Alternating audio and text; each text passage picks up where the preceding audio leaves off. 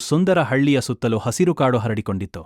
ಆ ಕಾಡಿನಲ್ಲಿ ಒಂದು ಮೃದುವಾದ ಹೃದಯದ ಹಸು ಗೌರಿ ಬಾಳುತ್ತಿತ್ತು.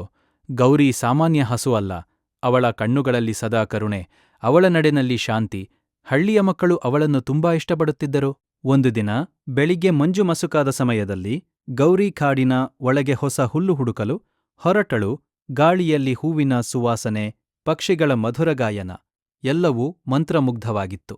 ಆದರೆ ಆ ಕಾಡಿನ ಇನ್ನೊಂದು ಬದಿಯಲ್ಲಿ ಭಯಾನಕ ಆದರೆ ಒಂಟಿಯಾದ ಸಿಂಹ ವೀರ ವಾಸಿಸುತ್ತಿತ್ತು.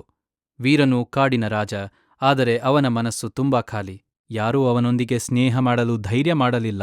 ಅವನು ಗರ್ಜಿಸಿದಾಗ ಕಾಡಿನ ಎಲ್ಲಾ ಪ್ರಾಣಿಗಳು ಓಡಿ ಹೋಗುತ್ತವೆ. ಆ ಕಾರಣಕ್ಕೆ ಅವನು ಇನ್ನಷ್ಟು ಒಂಟಿಯಾಗುತ್ತಿದ್ದ. ಗೌರಿ ನಿಧಾನವಾಗಿ ಕಾಡಿನ ಒಳಗೆ ಹೋಗುತ್ತಿದ್ದಾಗ ಅಕಸ್ಮಾತ್ ಒಂದು ದೊಡ್ಡ ಗರ್ಜನೆ ಕೇಳಿಸಿತು. ಅದು ವೀರನ ಗರ್ಜನೆ. ಸಾಮಾನ್ಯವಾಗಿ ಹಸುಗಳು ಅಲ್ಲಿ ಓಡಿ ಹೋಗುತ್ತವೆ. ಆದರೆ ಗೌರಿ ನಿಂತಳು. ಅವಳ ಹೃದಯದಲ್ಲಿ ಭಯ ಇದ್ದರೂ ಅವಳು ಓಡಲಿಲ್ಲ. ವೀರನು ನಿಧಾನವಾಗಿ ಗೌರಿಯತ್ತ ನಡೆದು ಬಂದ.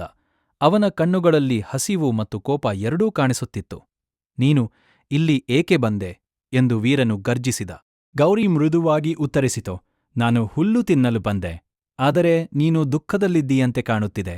ಸಿಂಹಕ್ಕೆ ಇದು ಅಚ್ಚರಿಯಾಯಿತು. ಯಾರೂ ಅವನನ್ನು ಹೀಗೆ ಕೇಳಿರಲಿಲ್ಲ. ನಾನು ದುಃಖದಲ್ಲಿಲ್ಲ ಎಂದು ಅವನು ಕೋಪದಿಂದ ಹೇಳಿದ. ಗೌರಿ ನಗುತ್ತ ಹೇಳಿತು, ನಿನ್ನ ಕಣ್ಣುಗಳು ಬೇರೆ ಕತೆ ಹೇಳುತ್ತಿವೆ. ಆ ಮಾತುಗಳು ವೀರನ ಹೃದಯಕ್ಕೆ ತಟ್ಟಿದವು. ಅವನು ಮೊದಲ ಬಾರಿಗೆ ತನ್ನ ಮನಸ್ಸನ್ನು ತೆರೆದನು. ನಮಗೆ ಸ್ನೇಹಿತರು ಇಲ್ಲ, ಎಲ್ಲರೂ ನನ್ನನ್ನು ಭಯಪಡುತ್ತಾರೆ ಎಂದು ಅವನು ಮೃದುವಾಗಿ ಹೇಳಿದ. ಗೌರಿ ನಿಧಾನವಾಗಿ ಮುಂದೆ ನಡೆದು, ನಾನು ನಿನ್ನ ಸ್ನೇಹಿತೆಯಾಗಬಹುದು ಎಂದಳು. ಆ ದಿನದಿಂದ ಒಂದು ವಿಚಿತ್ರ ಸ್ನೇಹ ಶುರುವಾಯಿತು, ಹಸು ಮತ್ತು ಸಿಂಹದ ನಡುವೆ. ಕಾಡಿನ ಇತರೆ ಪ್ರಾಣಿಗಳು ಇದನ್ನು ನೋಡಿ ಆಶ್ಚರ್ಯಪಟ್ಟವು. ಆದರೆ ಗೌರಿ ಮತ್ತು ವೀರನ ಸ್ನೇಹ ದಿನದಿಂದ ದಿನಕ್ಕೆ ಗಾಢವಾಗುತ್ತಿತ್ತು. ಒಂದು ದಿನ ಭಾರೀ ಮಳೆ ಬಂತು. ಕಾಡಿನಲ್ಲಿ ನೀರು ತುಂಬಿ ಹರಿಯಿತು. ಒಂದು ಸಣ್ಣ ಕಂದಮ್ಮ ಜಿಂಕೆ ಪ್ರವಾಹದಲ್ಲಿ ಸಿಲುಕಿಕೊಂಡಿತು.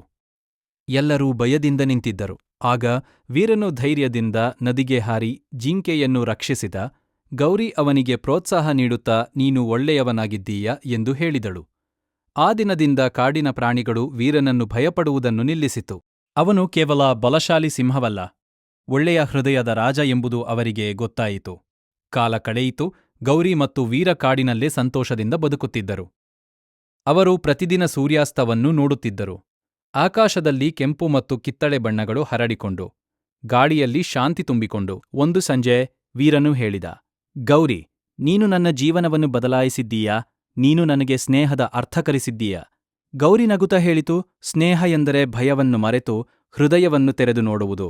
ಗಾಳಿ ನಿಧಾನವಾಗಿ ಬೀಸುತ್ತಿದೆ, ಹೂವುಗಳು ತೇಲುತ್ತಿವೆ, ಸೂರ್ಯ ಅಸ್ತಮಿಸುತ್ತಿದೆ. ಹಸು ಮತ್ತು ಸಿಂಹ ಒಂದಾಗಿ ನಿಂತು ಸ್ನೇಹದ ಮೌಲ್ಯವನ್ನು ಜಗತ್ತಿಗೆ ತೋರಿಸುತ್ತಿವೆ. ಕಥೆಯ ಸಂದೇಶ: ಸತ್ಯವಾದ ಸ್ನೇಹವು ಭಯವನ್ನೂ ವಿಭಿನ್ನತೆಯನ್ನೂ ಮೀರಿಸುತ್ತದೆ. ಒಳ್ಳೆಯ ಹೃದಯ ಇದ್ದರೆ ಶತ್ರುವೂ ಸ್ನೇಹಿತನಾಗಬಹುದು.